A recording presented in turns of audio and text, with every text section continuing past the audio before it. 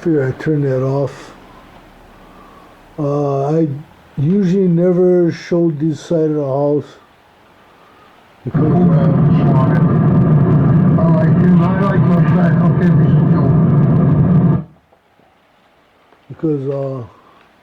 with my depression and all, this freaking house looked like a bomb exploded in here. And last night I started cleaning. I still got a lot more to go, as you can see. I cleaned up quite a bit. And then I got floored today by something that I've been dealing with, a conversation I had with my dad at my brother's place. And what had happened was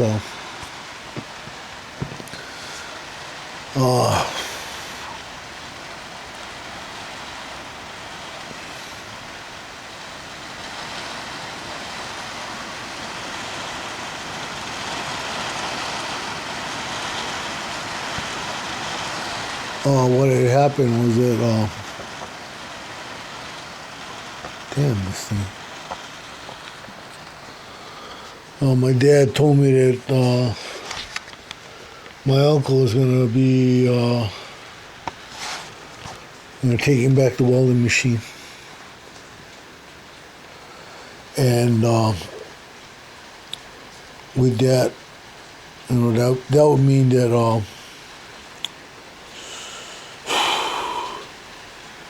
I won't be doing much welding once that thing's gone. And that would really mess up my my recovery, you know.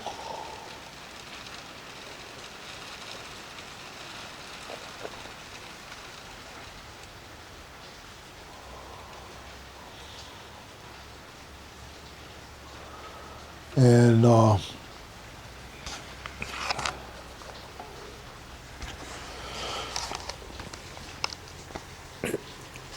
as you guys know, welding's my life.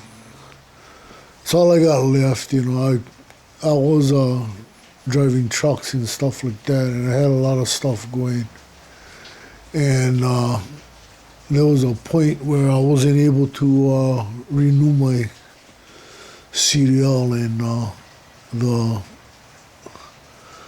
the state wouldn't let me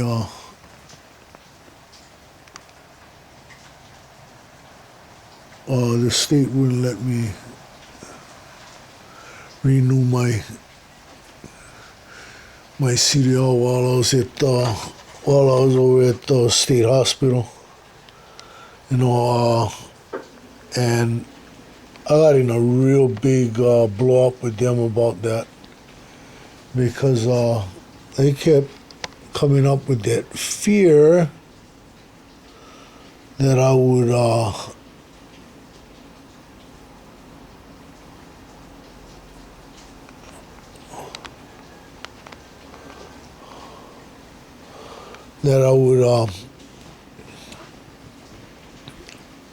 use the truck as a weapon. I told them that that's not the way I was raised. That I'm the kind of truck driver, if I got a problem with somebody, I'll pull my rig over on the side of the road, lock the truck, and I'll beat the living fuck out of the guy, you know what I mean? And even if freaking guy dies from the beating, as long as I can pay my bill tomorrow, I'm a truck driver, because I didn't hit the guy with the vehicle, you know what I mean? But, they don't buy that. They always assume the worst. And because of that, I wasn't able to get my CDL renewed.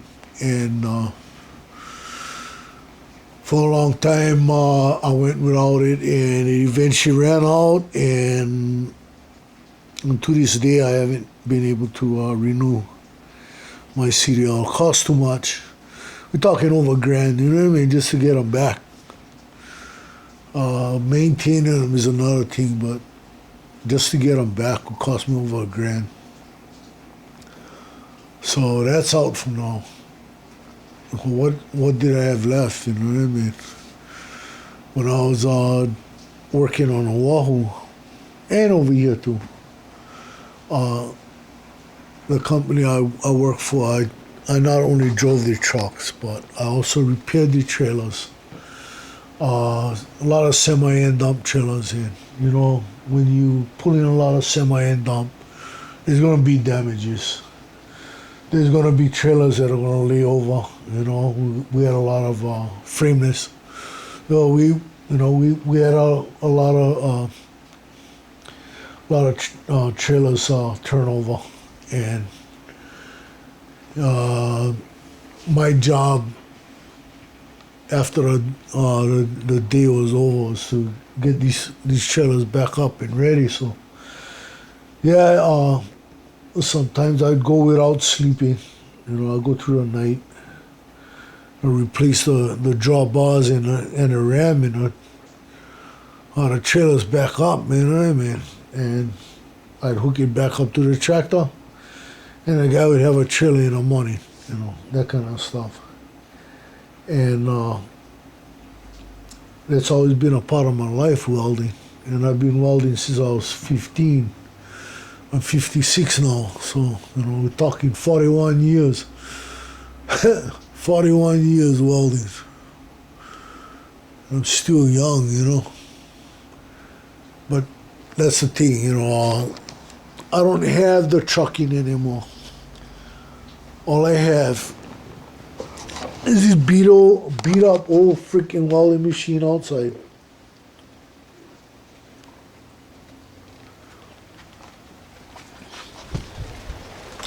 That's it, man, right there. And what had happened, how I got this was, it wasn't running. Apparently the rats got inside of the generator, ate through the brush wires. My uncle was told, that it was just a matter of replacing the suppressor. So all it does is suppress noise. When you're welding, you're not cutting everybody's line who's watching a football game or whatever have you. You're not cutting their line. You know, they get to watch the football in peace. They get to listen to the radio in peace. All that kind of stuff. There's no static on the phone.